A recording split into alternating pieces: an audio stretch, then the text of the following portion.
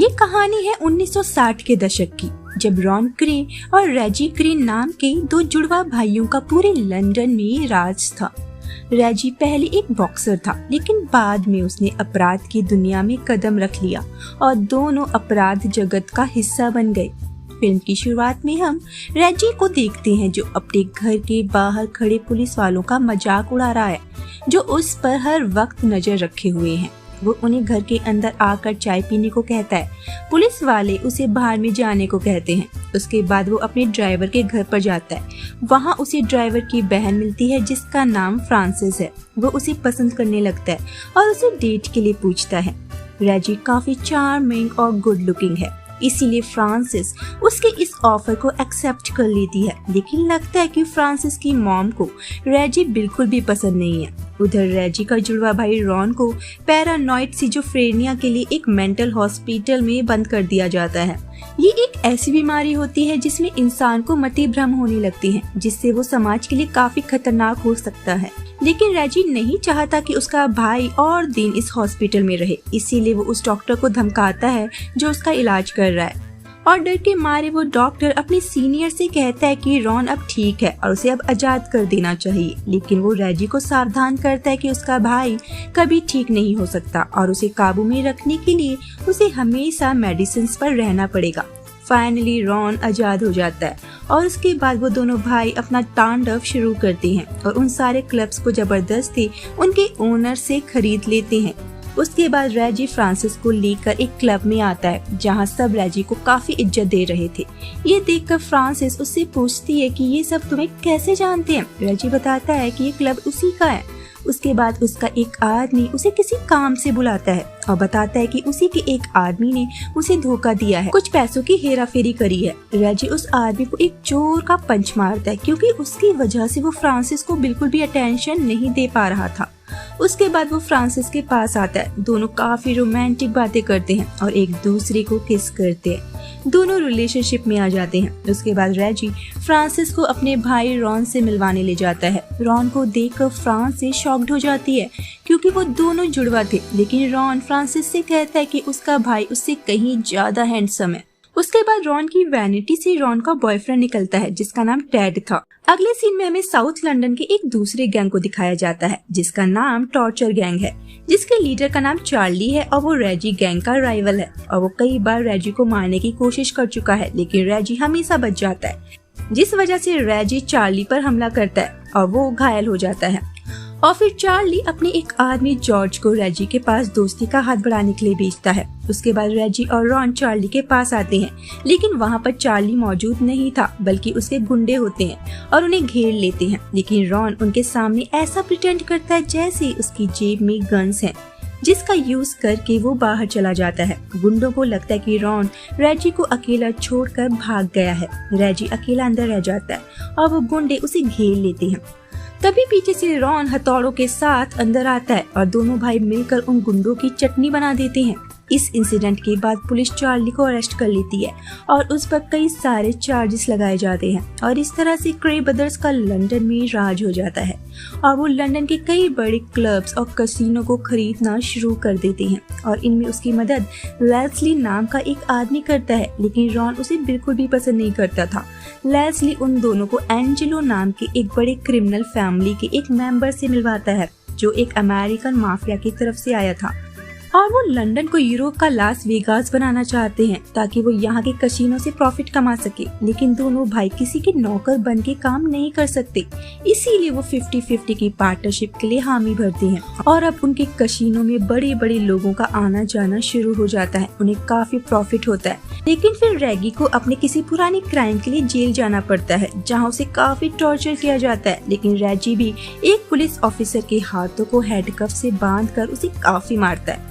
उधर Ron Francis के पास आता है और उसे रेजी से मिलने के लिए कहता है। उधर लेस्ली रेजी के ना होने पर सारा बिजनेस संभालने लगता है, जिस वजह से रॉन काफी गुस्से में आ जाता है। वो उसे 50,000 यूरो मांगता है, जो लेस्ली देने से मना कर देता है, जिससे नाराज होकर रॉन कसिनो में आए लोगों की इंसल्ट करके उनका मूड खराब कर देता है, जिस वजह से अब लोगों ने उनके कसिनो में आना बंद कर दिया था। उधर जब फ्रांसिस रेगी से मिलने जेल आती है, उसे रेगी की हालत देखकर काफी दुख होता है। रेजी उससे उससे कहता है कि वो नहीं चाहता कि फ्रांसिस उसे इस हालत में देखे। वो उससे वादा करता है कि अब ऐसा दोबारा नहीं होगा। फ्रांसिस कहती है कि तुम क्राइम की दुनिया छोड़कर सिर्फ कसिनो ओनर बन के क्यों नहीं रह सकते, जिस पर रेजी से कहता है कि चीजें आपके हिसाब से नहीं होती, बल्कि लाइफ ने उनके लिए कुछ और ही प्लान किया होता है। कुछ दिनों में रेजी को रिहा कर दिया जाता है और वो फ्रांसिस को शादी के लिए प्रपोज करता है। फ्रांसिस मान जाती है, लेकिन वो उससे एक वादा लेती है कि अब वो कभी जेल नहीं जाएगा। और जब दोनों कसिनो आते हैं, कसिनो में 2-4 लोग ही होते हैं, कसिनो खाली होता है। ये देख रेजी गुस्से में आ जाता है और लेस्ली इन सब का जिम्मेदार रॉन को ठहराता है,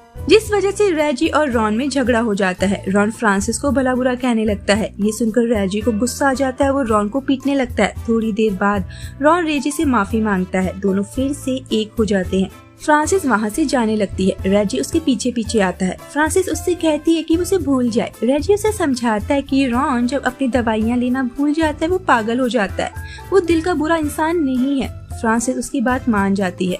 फिर हम रॉन को एक पॉलिटिशियन के साथ देखते हैं जिसका नाम बुथ भी था।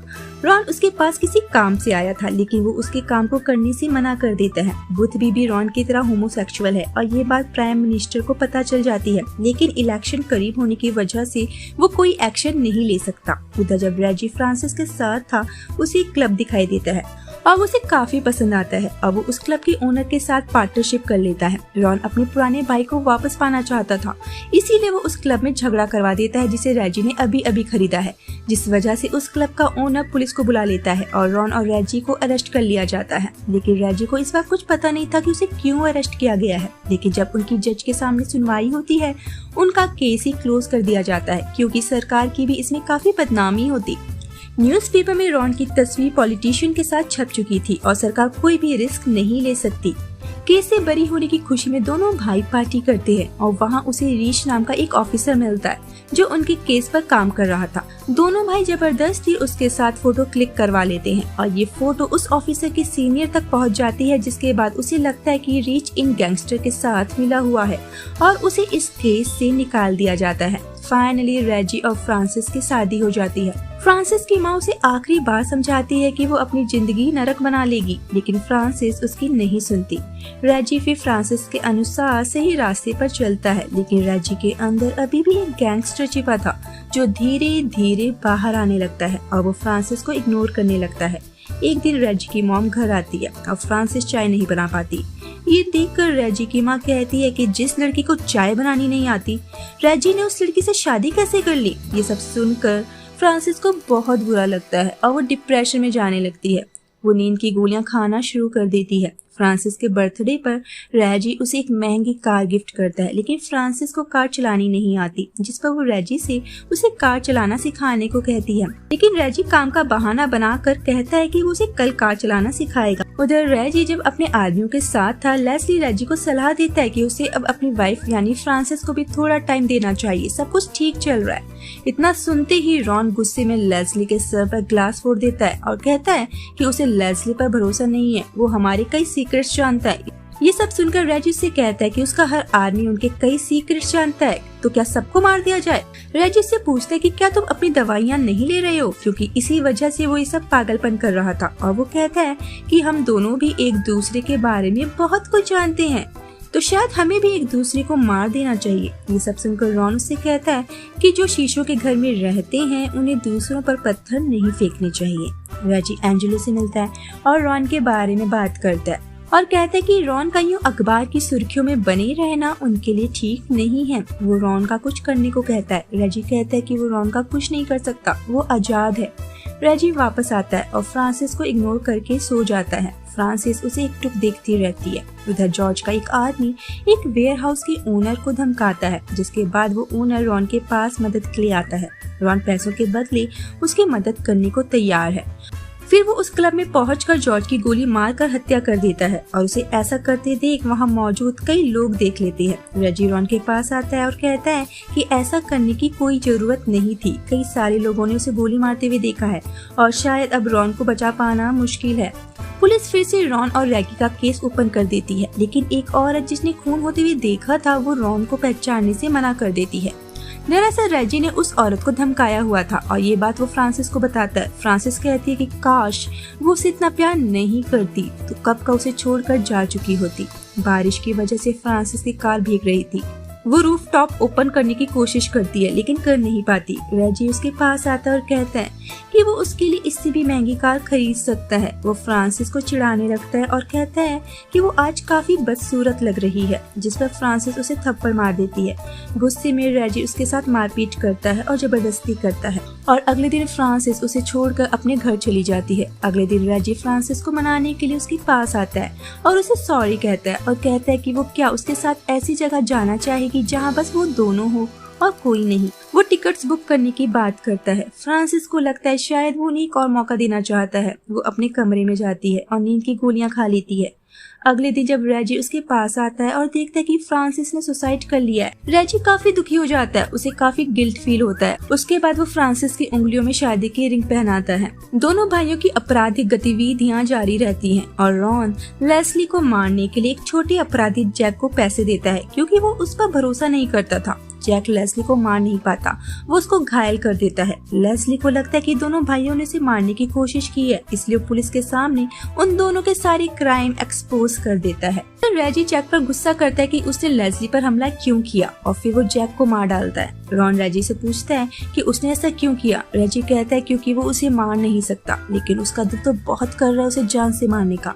रॉन को गिरफ्तार कर लिया जाता है और उस पर जॉर्ज की हत्या का आरोप लगाया जाता है। लास्ट सीन में हम देखते हैं कि एक पुलिस दस्ता जैक की हत्या के लिए रेजी को पकड़ने के लिए उसके फ्लैट का दरवाजा तोड़ रहा है। कैप्शन से हमें पता चलता है कि दोनों भाइयों को हत्या के लिए सजा सुनाई गई है। रॉन की दिमागी हालत की वजह से उसे मेंटल हॉस्पिटल में भेज दिया जाता है। रॉन की 1995 में दिल का दौरा पड़ने से डेथ हो गई और रेजी सन 2000 में ब्लैडर के कैंसर से मर गया। उस वक्त उसकी उम्र मात्र 66 साल की थी और ये मूवी यहीं पर खत्म हो जाती है।